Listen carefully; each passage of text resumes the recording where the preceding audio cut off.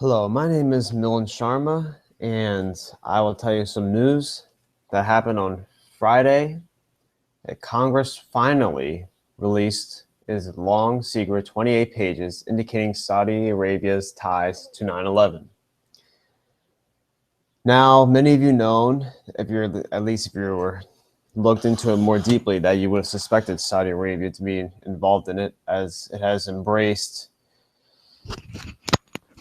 many of the terrorists, including Al Qaeda, and has in its support for ISIS and extremist and fundamentalist Islam. So let's take a look at what it has to say. So the documents go on to explain that the magnitude of Saudi Arabia's involvement isn't clear because the U.S. government only began to aggressively investigate after the attack already occurred. In their testimony, neither the CIA nor the FBI witnesses were able to identify definitely the extent of Saudi support for terrorists actively, globally, or within the United States, and the extent to which such support, if it exists, is knowing or inadvertent in its nature. However, it does list Saudis suspected of being involved with terrorism by U.S. intelligence agencies. Excuse me. So let's look at the first person on here. So just oops. All right. Omar al-Bayoumi, whom the FBI suspected to be a Saudi intelligence officer due to a half dozen reports, is given detailed summary in the newly released documents. The report starts that FBI files indicate that al-Bayoumi provided substantial assistance, keyword right here, to 9/11 hijackers al-Midar and al-Hazmi, two of the five terrorists who crashed American Airlines Flight 77 in the Pentagon. Let's go on, read down here. Oops.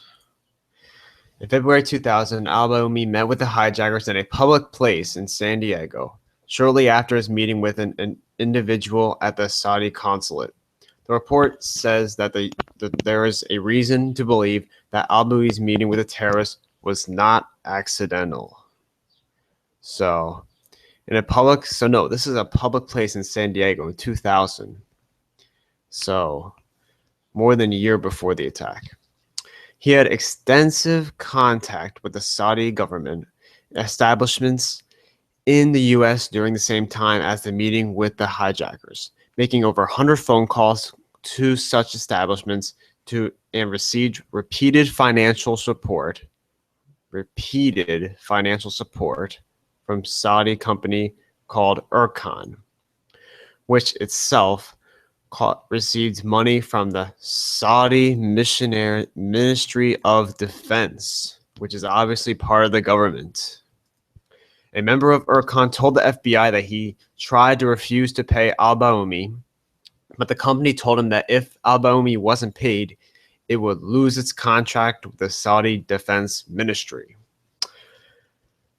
So he was basically forced to take the money from the Saudi. He was forced to take the money from Erkan, otherwise he would lose his contract from the Saudi Defense Ministry. So let's look at this. Al-Bayoumi also stated to have had repeated contact with Emir at the Saudi Ministry of Defense, to have worked for the Saudi Civil Aviation Administration for nearly 2 decades, to have received a $20,000 payment from the Saudi Ministry of Finance at one point, and have received a full scholarship from the government of Saudi Arabia to graduate school. Okay, let's see. Let's read the important parts. The report says that the FBI received indication that Bassan himself was a supporter of Osama bin Laden, who might have been a Saudi intelligence officer. So FBI knew that Bassan, which was, all right, that makes sense. I'll only look back to see who Bassan is exactly. So Bassan, who himself is known to have had extensive contact with al-Mahir and al-Hazmi, which are both of the people that flew American Airlines Flight 77 in the Twin Towers. He lived across the street from the two hijackers and told an FBI asset that he met the men through al-Baoumi and claims that al-Baoumi knew the men very well. Bassan told the same asset that he did more than al-Baoumi did for the hijackers, the report states. The report says that the FBI received indication that Basnan himself was a supporter of bin Laden, who might have been a Saudi intelligence officer. According to the CIA memo, Bassan repeatedly received funding and possibly a fake passport from Saudi government officials. So this means that Saudi Arabia obviously knew where they were going, the intent of doing what they were doing, which was going to the United States to go to a flight school, and they received full funding from the Saudi Ministry of Defense, which is part of the government, and a fake passport, which just states right here. Also implicated in the reports is a U.S.-based corporation and by association Prince Bandar bin Sultan, a member of the House of Saudi, who served as Saudi Arabia's ambassador to the U.S. from 1983 to 2005. The report linked Abu Zubaydah, excuse me for that, a senior al-Qaeda cooperative captured in 2002. Okay, wow.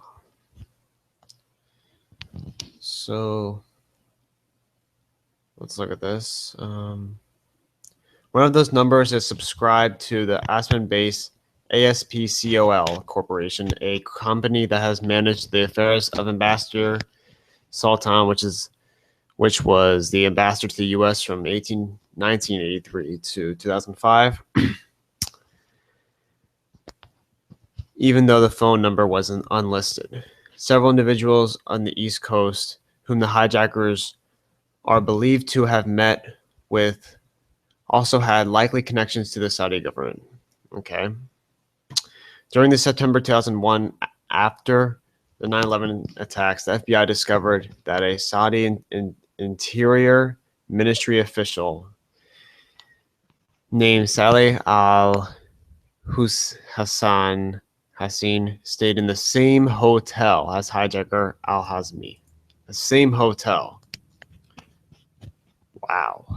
He is a major donor to Islamic Assembly of North America, an organization dedicated to spread the Salafi Islamic fundamentalism worldwide that Prince Bandar also donated to. So what does this mean? This means that Prince Bandar supported fundamentalist Islam, which also pertains to Al-Qaeda and other terrorist organizations worldwide, which is obviously ISIS now. The report cautions that the information presented should not be taken as a complete or perfectly reliable assessment of the information presented. Okay. It was not, let's see. However, the report did indicate that information it presented strongly points to elements of the Saudi government having a hand in the 9/11 attacks, obviously, which are the reasons I've stated above. Scroll down here. Abel al-Jubeir, the Saudi foreign minister, personally told U.S. lawmakers that Saudi Arabia would be forced to sell up to $750 billion in treasury securities and other assets in the United States if the 9/11 bill passes, which would have allowed Americans of 9/11 victims, their families, to sue Saudi Arabia, which obviously President Obama was not in favor of. The other prominent Republicans, such as Ted Cruz and a known Democrat Senator Chuck Schumer, were in favor of. This tune changed with Friday's release of the documents, with the Rahadi officially welcoming the report. So all of a sudden they decided to welcome the report.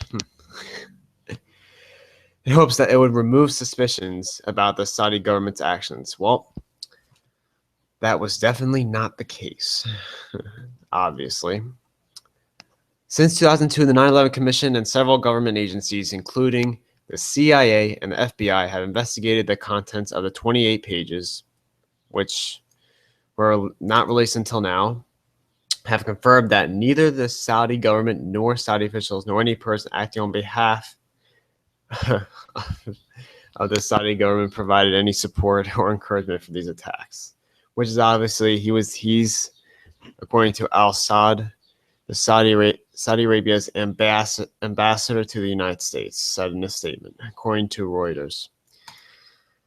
So, of course, he still continues with his rhetoric that Saudi Arabia still is not involved, even though the Saudi Ministry of Defense made over 100 phone calls. Let me highlight all of it. 100 phone calls to such establishments and received repeated financial support from the Saudi company called Erkan. So obviously, Saudi Arabia government was involved in this, and today we still, I repeat, we still pretty much fund them. We sell them weapons. Hillary Clinton, while she was Secretary of State, gave them a weapons deal when Saudi Arabia donated hundreds of thousands of dollars to the Clinton Foundation, which is still being probed in an investigation by the FBI for corruption. Thank you guys for listening, and this is my first video, so I hope you guys will enjoy it. Thank you for listening.